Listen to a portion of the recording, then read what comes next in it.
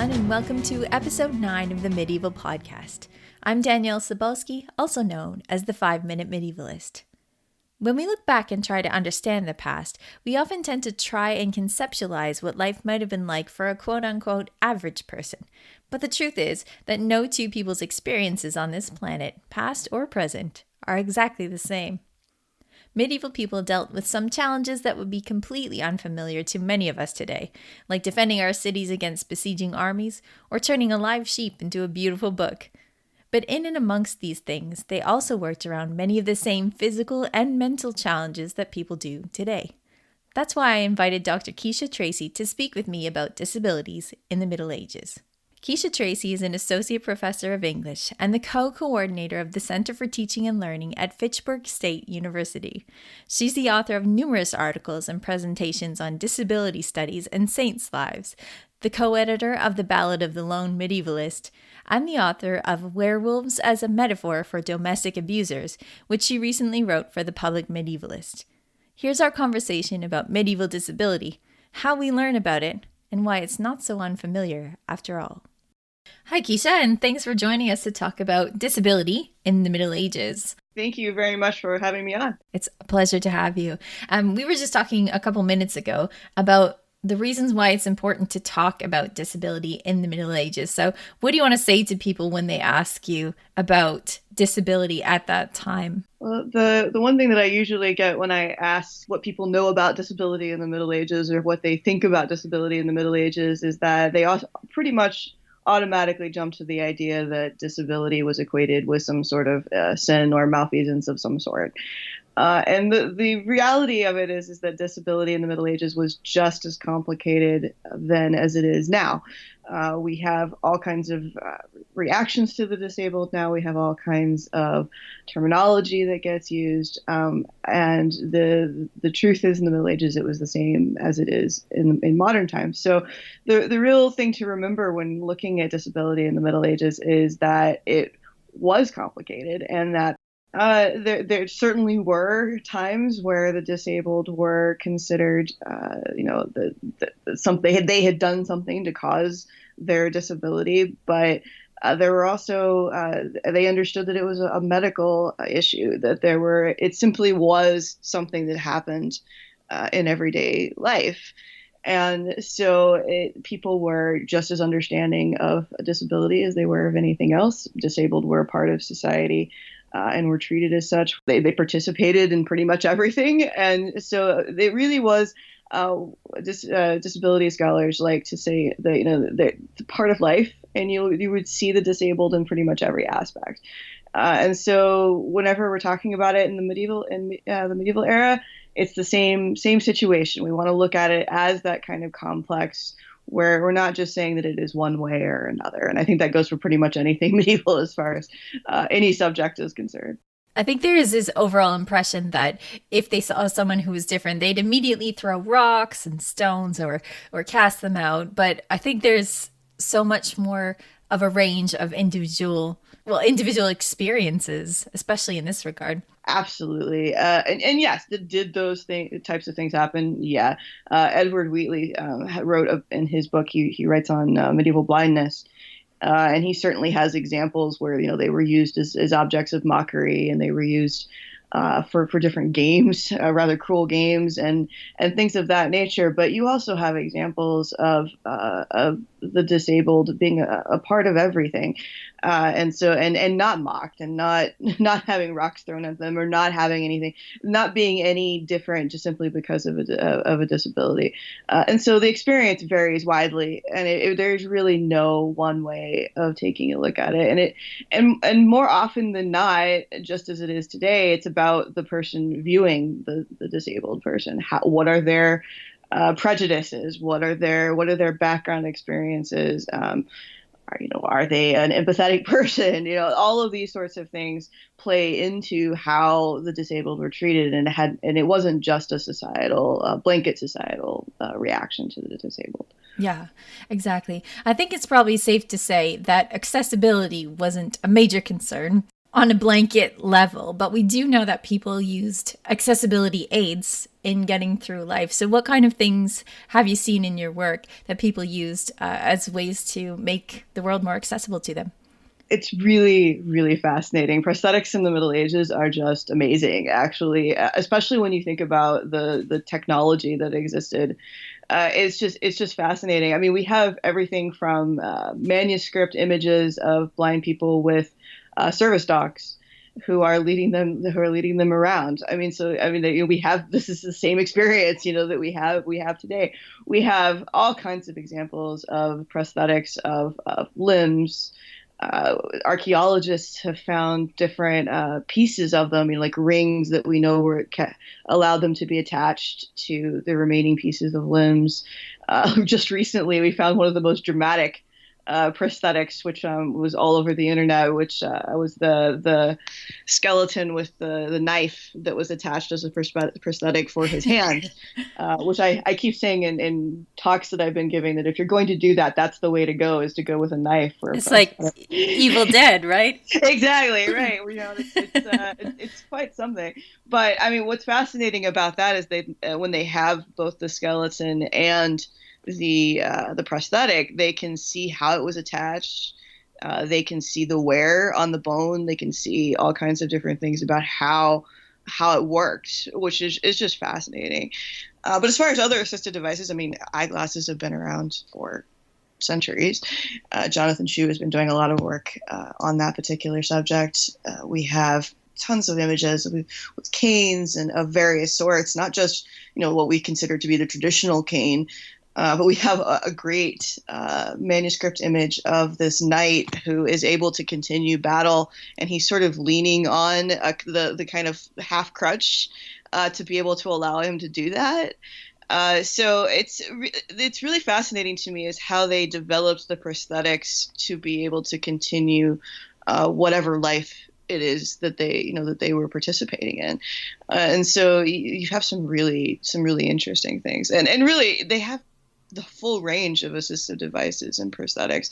I mean, and then as far as like continuing on, not physical assistive devices, but we have examples of sign languages, and all kinds of things of that nature to allow people with speech issues to be able to, or deafness, to be able to communicate and participate as well. So I mean, really the full range is there, and I don't even think we've scratched the surface as to exactly what the type of prosthetics are that exist there. Actually, the studies of prosthetics is really in the Middle Ages is very new.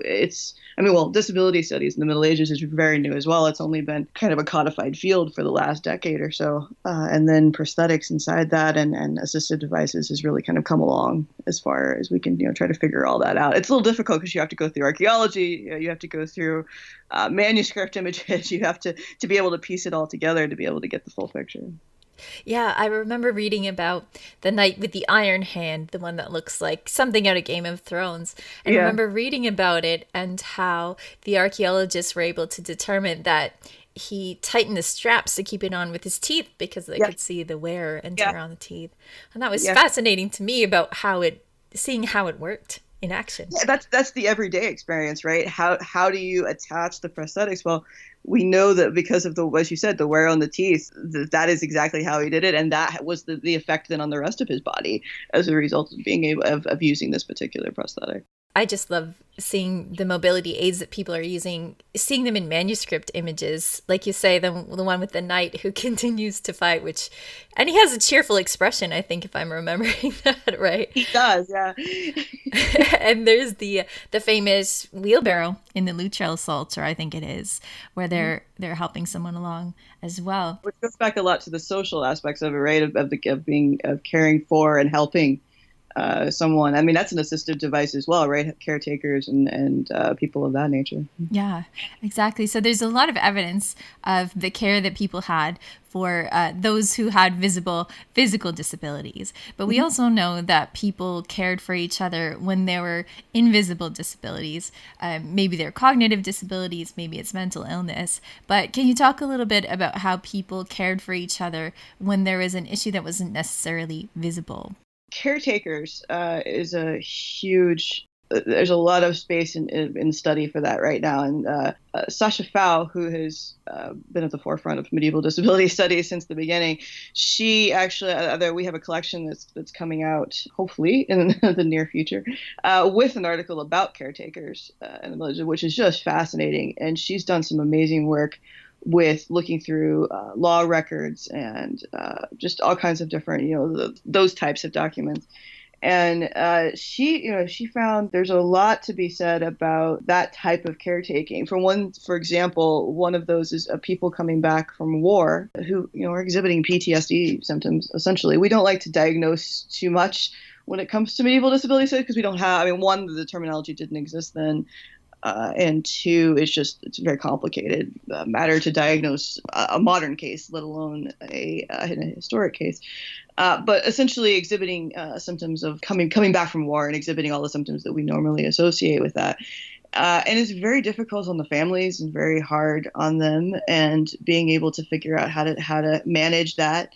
And in some of the law cases, she has examples that she's going to present of people having to go to court to handle either something that had happened, that they then have to deal with destruction of property or whatever. But then also full scale cases of people who harmed their families because they couldn't take care of them or things of that nature. So, I mean, again, you have that full range of the types of care that exist and the types of care that, I mean, we have examples today of the pressure that exists on caretakers as a result of it, especially when you're talking about mental disabilities and cognitive disabilities where, behavior is really the thing that you're talking about. Or at least that's the manifestation of it. And so, caretakers often get caught up in the middle of that. But we have other examples. In fact, I'm actually going to be visiting Gilles, Belgium, here in another month. And basically it's the cult of Saint Dymphna is there. And she was basically the saint of mental illness. And they had entire families would bring people there. Individuals with mental disabilities would come there.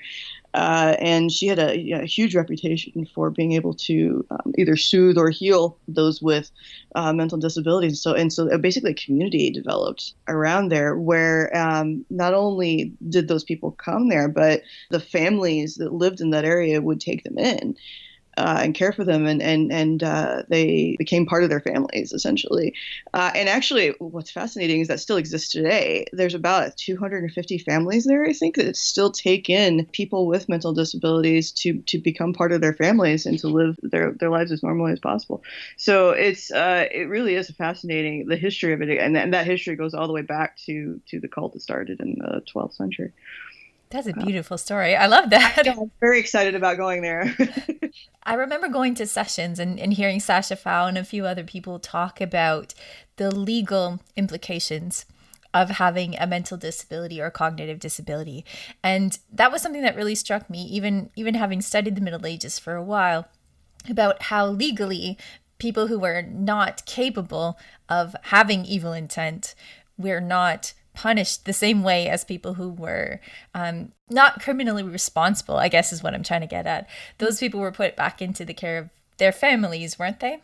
Yes, for the most part. I mean, again, there's always exceptions to those rules, but there were certainly many cases where they were judged based on those circumstances rather than just this is what happened and this is it. There were mitigating circumstances and they understood that, and they were allowed. They went back to their families. They were taken care of by their families, or they were taken care of by somebody that wanted to take care of them, were able to do that, or monasteries or something along those lines. So certainly there is a lot more going on there, in the sense of that, as you said, they weren't just seen and castigated, but they were seen and the circumstance was judged based upon what was going on around them and what had happened.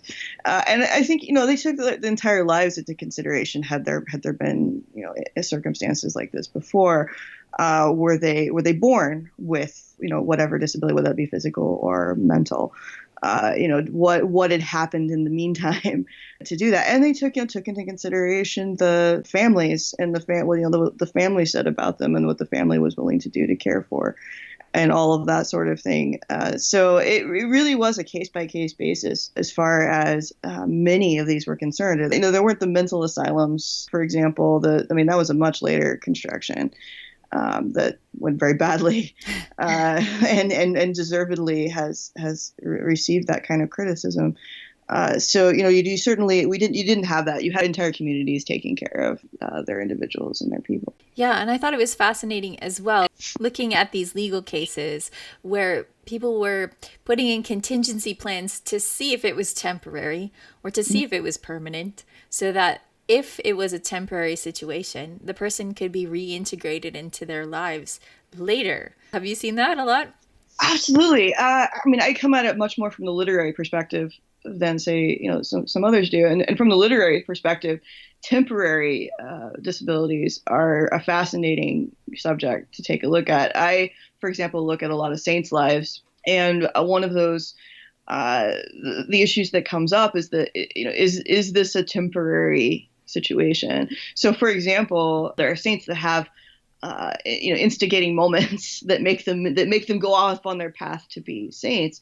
And so, you have one example where a saint comes home, he sees two people in bed, thinks it's his wife with someone else, kills them, ends up being his mother and father. And that's what sends him off on his path to get redemption and become a saint later.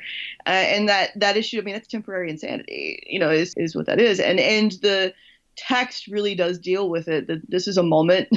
this is now something that has to be dealt with. You have to be able to personally be able to deal with it and everything else that goes along with it. But that was a moment of temporary disability. And there's a lot of instances of that as well. And one of the things that I'm actually working on with Saints' Lives is the tormentors and perhaps the disability on their side of rage, all the things that they're exhibiting to torturing another individual, which is certainly something to consider. And so this idea of, are they exhibiting a temporary, or is this something that comes out as a result of the circumstances and they've always had this? Or is it, how does this work within these particular texts? You also have things like, a temporary wound, a temporary, whatever in life that, prevents you from doing something for a very short period of time, but it heals. And that comes up later in wounds. Cat Tracy has done quite a bit of work as far as all that's concerned in her. So her books are definitely the place to go as far as wounding and all of that is concerned. But considering how that plays into then how to participate in society, and then how to heal, right, and how to come back. Yeah, I think you're right that there is a lot of temporary disability in literature. Even Lancelot has his own. I think they call it temporary madness in his case. But yeah, it seems to be fairly common in the literature, which is not necessarily indicative of how it would be in society, but it's kind of interesting. Well, it's certainly, I think, indicative of how society views it, right? Like they know that temporary disability exists. They know that this is a possible, and you're absolutely correct. Romances are full of those particular incidents, especially the umbrella term madness. Yeah, which encompasses a lot of territory, and so you have all kinds of different issues that can fall under that. But you have Lancelot going off into the woods, I believe naked most of the time, and roaming around the woods instead of doing his nightly responsibilities. And you have romances all over the place that have that kind of thing. So it's just, again, that probably isn't something that you would see, normally at night wandering around, but lovelorn and all that. But the concept that they knew that temporary disability existed and were able to take that and put it into literary context and use that in literary context to create tension, to create all of the things that we know as a literary concepts, is pretty fascinating, because it shows us what they were able to see. And we're able to distinguish between temporary and permanent disabilities, and saw the complexities that existed within all of this. Exactly. And the romance heroes tend to reintegrate smoothly most of the time into society, which is fascinating, I think. What have you seen in terms of treatments for temporary mental disability or temporary cognitive disability? Fascinating you should ask this because I just talked about this a little bit on a talk I just gave. So I have some interesting insight that I didn't have about a week ago, which is I was doing some work to put together a talk on natural remedies for disease and disability. And the one, and I'm going to be going down this research rabbit hole shortly, but the one that I found very interesting was rosemary. And there, a Venetian merchant in particular wrote a manuscript, and I'm sure there are others that, again, which is where the rabbit hole is going to come into play. But they have a whole list of the things that rosemary is good for, which, by the way, apparently it cures everything, according to number one. So if you ever want to cure anything, rosemary is the key. Good to know. Then it gets into more specifics as the list goes on, and a couple of those that were very interesting to me. One, it helps to cure nightmares, which would definitely play into, to certain types of mental disabilities. And the other one was that it helps with rage, which also would play into, and especially just the things I was talking about in terms of what I'm interested in saints' lives. This idea that rosemary was kind of was one of those natural remedies. I mean, they we can go down that avenue too with the new ancient biotics studies and all of that sort of thing, which are absolutely fascinating. But I mean, one of the things about the ancient biotic studies is that it's about the combinations of the recipes and how they get prepared that really makes the medieval medicinal recipes work. And so it wouldn't just be, chomping on rosemary. So I really want to go down that path as to exactly what the preparations were for those particular types of things, because you can imagine, being used as a soothing agent, right, or something along those lines. So certainly there are natural remedies and there are recipes that get used for these particular types of disabilities. And for clarity's sake, they had different medicinal recipes for rage and things like that, distinct from the remedies that they would use for things that they might have thought of as spiritual possession. So these are different, they're distinct. Yes. These are basically, these are empirical studies that they did, science in the Middle Ages, to see what would work on what, right? And so they would put different combinations together and use different parts of plants to do different things. And so then you would start putting all of these together. And then, then in things like they found out that if you prepared it in a copper pot, it had a different effect than if it was something else. So everything, all of that was distinct as to exactly what would affect something very different. Like, possession was a whole nother issue, although it does get alighted under that madness category sometimes. I just wanted to point out that sometimes people might think a change in behavior was due to possession, but they wouldn't necessarily think that was the case all the time. It could have been caused by something else. Absolutely. Yeah. Again, it goes back to that idea that nothing is set in stone. It's really depends on the circumstance. It depends on, have they done this before? Is there something mitigating that happened in the meantime? Did they hit their head? that we have examples of that, for example, of, people saying, well, we know this person had this accident and then this happened. So it wasn't just something where they automatically assumed that everybody was possessed, right? It was, right. Really depended upon the circumstances, and it depended upon what was going on in society at that time. If there was a lot of unrest in society, or if in particular area, or something was happening politically, or war, whatever may be happening, you might have a bit of a different reaction to disability. So, for example, leprosy is a major medieval disease and disability. But it wasn't always that they were just castigated and put out of society. Yes, we certainly have examples of that, especially during times when people are looking for somebody to blame. So you have that example of, well, let's blame the lepers, or let's blame X for whatever's happening. But then you have plenty of examples of them of being cared for and participating in society. We have. I always hate to just pull out specific super examples, but we have Baldwin, who was the leper king, who continued to be king. The only real issue was not being able to have an heir. But other than that, he fully participated and did exactly all the responsibilities that he was supposed to. So it just depends on the time. It depends on what's going on. And it also depends on if you have somebody or some group of people creating a stir. Creating that this is let's blame somebody, and so they start the kind of the mob mentality as far as all that's concerned. I think Baldwin is a good example because they made accommodations so that he could continue to do his work as he was supposed to. I mean, I think it's John of Bohemia that was, the blind king that went and fought in Crecy. He made it so that he could do that Exactly. for better and for worse. Yeah. So I think super examples are worth pulling out. They certainly are. I always hate to just rely on those, but I do think that they're worth saying that this happened. This is perfectly this is perfectly acceptable, perfectly normal. Normal is always a strange term. I hate to use that too, but it's just a part of life, right? I have a colleague, John Sexton, who's also works in disability studies, and one of the things that he often says is, we have a society, at least in the Christian West, where if you believing in original sin, you're born disabled, essentially. And so now, once you add that to the mix, now everybody is a part of this kind of non-normative world. And so, is it really that out of the ordinary then to have someone who exhibits some other kind of characteristic?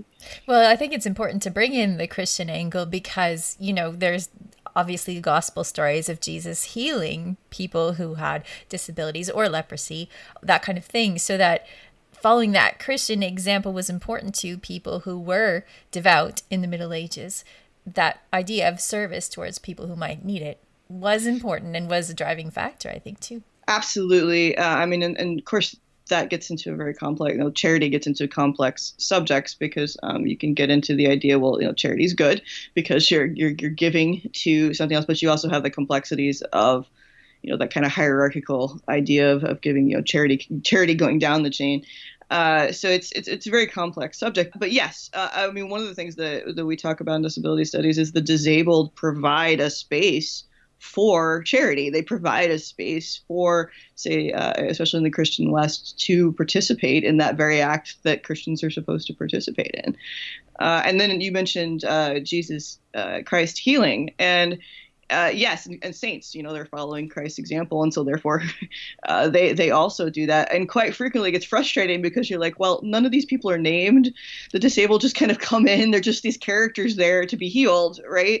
And so that can get a little bit frustrating where you're trying to get past this idea of not only you have one image of the disabled as being an objects of sin, and on the other now you have them as objects of healing. And objects of charity. So that can get frustrating too when you're kind of navigating this. Is that like any subject, they get used for whatever purpose they're being used for. Yeah, and I think listening to you talk about this, I think it must have been terribly frustrating to be a member of the disabled population in the Middle Ages and listen to stories about you that don't have a named person in them. That must have been tremendously frustrating as well. Oh yeah, it's the same, the situation today. The modern disabled community created the phrase, nothing about us without us. And I think if you kind of apply that to what you're talking about there, and that's very true. You can imagine somebody being in church listening to these stories and being like, well, but there's no personality, there's nothing like this. But on the other hand, you also have a lot of the saints were also disabled figures. And then, if you add in things like tortured bodies and all of that sort of thing, if you dig a little deeper, it's there. In my mind, I imagine it as to how somebody would present it. Are you putting the focus upon the disabled as merely the objects, or are you putting the emphasis upon this kind of almost ubiquitous disability that exists within these particular stories? If you're good at it, I would imagine that you would try to include as many people as possible, right? But I'm sure there were people that didn't. It comes back around to anytime you try to talk about a group of people, you immediately kind of flatten out the individual. And like we're saying, it was definitely individual experiences that we're trying to get at, that your research is trying to get at. And physical disabilities do this as well, but my specialty is mental disabilities, and that in particular is very much about the individual experience. I mean, any definition, like broad definition today of mental disabilities, if it's a good one, will include the idea that, you know, even if you have the same diagnosis, your experience of it is going to be very different. And then you start adding that into, you know, a historical period, and where we only, you know, we're trying to surmise things from all of this information. And yeah, I mean, everyone has a different manifestation. Everyone has a different way of dealing with it on a daily basis, of how they process it. You know, I mean, some people respond to their mental illnesses or their physical disabilities with, you know, as anger, as you know, with some are very accepting.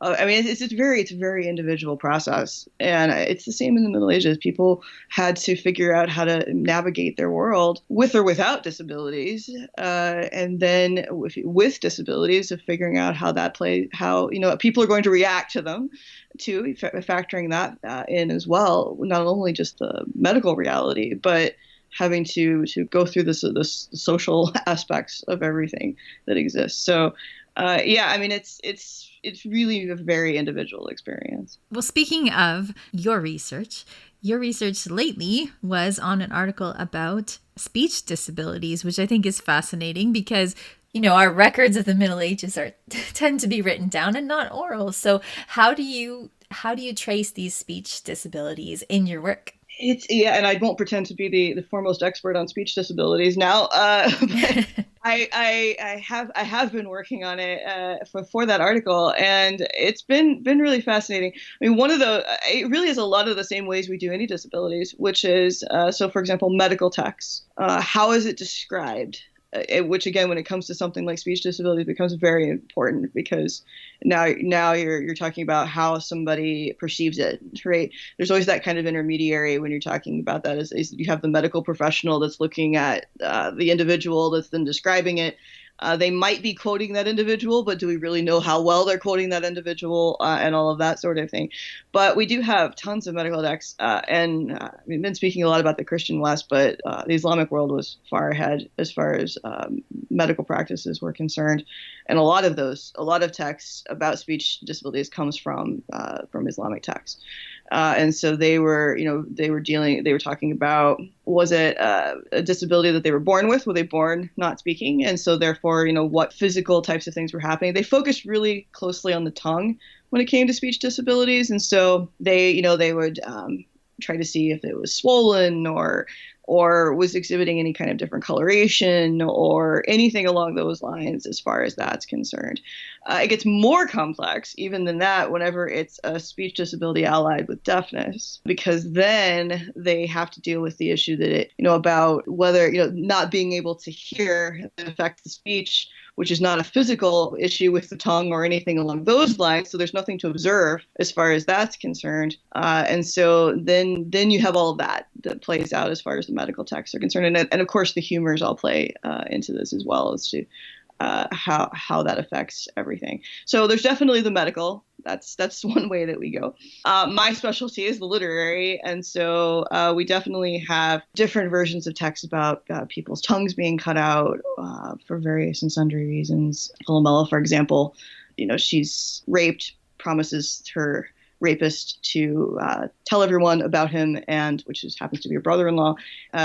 So he cuts her tongue out, and she's isolated away. And in different texts, it's just fascinating how she communicates. So for example, we do have, it doesn't tell us how she does it, but it does mention that she is basically using sign language to communicate with her servants and all of that sort of thing. She also then uses her embroidery to tell the whole story, which is what she ends up sending to her sister to communicate. And so this idea that there's art, there's sign language, there's all of these sorts of things to be able to communicate that way. We have tons of examples of monastic sign language because I mean, you have a couple of things there. One is people with speech disabilities, but also if you've taken a vow of silence, you still have to be part of a community. And how do you communicate with other people? And so, this idea of creating a monastic sign languages to be able to do that, that then spilled over into, well, if you use it for this, then people with speech disabilities can also use it, right? And so there's all of that, those examples as well, and those texts are fascinating of what exactly they used as their particular sign language. So really, I mean, you can come at it from, I mean, I would love to have a recording and the sounds, but we have all kinds of issues of babbling that talk, or excessive speech is another type of disability that existed. And so you have one of the examples that was using was Tristan, when he takes kind of the mantle of being a jester, pretends to be a jester so he can go in and see Iseult. And he basically he takes on the speech patterns of this particular character, where he can get away with pretty much saying anything because they don't believe anything he said. So it has less to do with the individual and more with the people who are listening, whether they have the patience to listen to it or whether they have the patience to parse it out. Or just dismiss it completely, which in this case they did, and therefore he could get away with his disguise. So this idea of being able to take on the patterns of these particular of different types of disabilities, speech disabilities. So yeah, there's a ton going on there. That's fascinating. The only part of this that you've been just talking about that was familiar to me was the monastic sign language.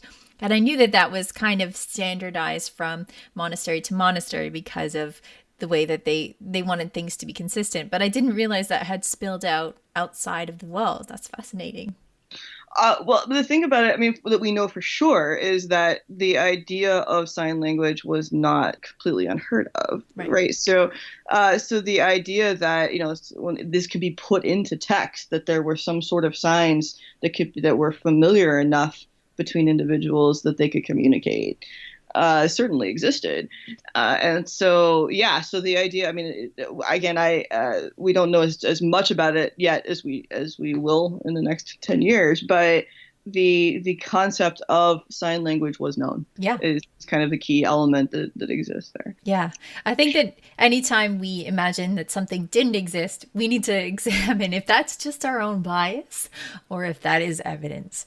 I think that is an excellent rule for life, actually. If we start making an assumption, then we should question it. And I think that's very true for medieval life in particular. Yeah, and definitely for disability studies. So thanks for coming on and talking to us about this. The work that you and your colleagues are doing is so important. And I really appreciate you taking the time to share that with us. I appreciate you asking me to be on here. I think, and again, I agree with you. I happen to believe it's a very important subject matter, and I think one of those types of subjects that really has a lot of bridges between the modern and the medieval that we really need to explore a lot more. Yeah, for sure. Thank you so much. Thank you. To find out more about Kisha's work, you can follow her on Twitter at KOSHO22. That's KOSHO22. And you can find the Society for the Study of Disability in the Middle Ages on Facebook. Given the topic of today's episode, it seems fitting to share with you one of my goals for this podcast, and that is to make it as accessible as possible.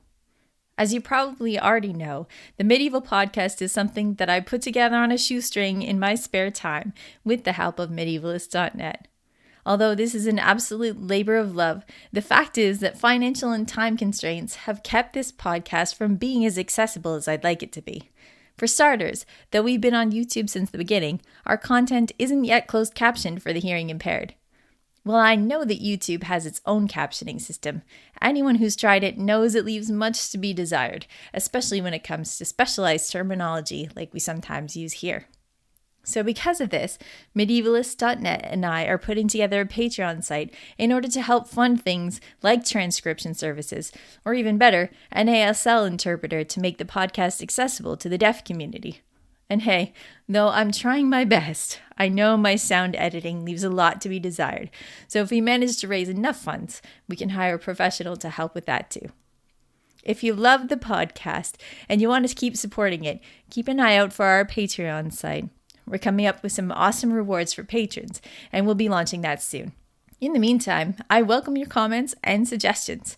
You can email me at Danièle@medievalists.net.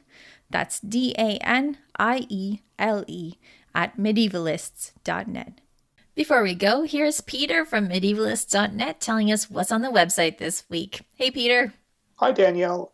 I wanted to actually talk about something that's been going on the website for the last couple of months. I've been doing these collections of videos, and what I call it is the how the borders of so-and-so country has changed. It's something I really like doing. I've found that there are all these kind of videos on YouTube where people are kind of analyzing a year by year look at how, say, England's borders have changed, or France, or all of Asia. And I find it very fascinating. So I've been kind of putting it together in kind of different posts. This week was Korea. And we've got more and more of those coming along. And that's something I just want to kind of highlight for you this week. It's just something good fun that we've got on the website. We're always trying to look for ways of incorporating kind of content that's out there. And I think this is one of the things I really like to do. Awesome. That sounds great.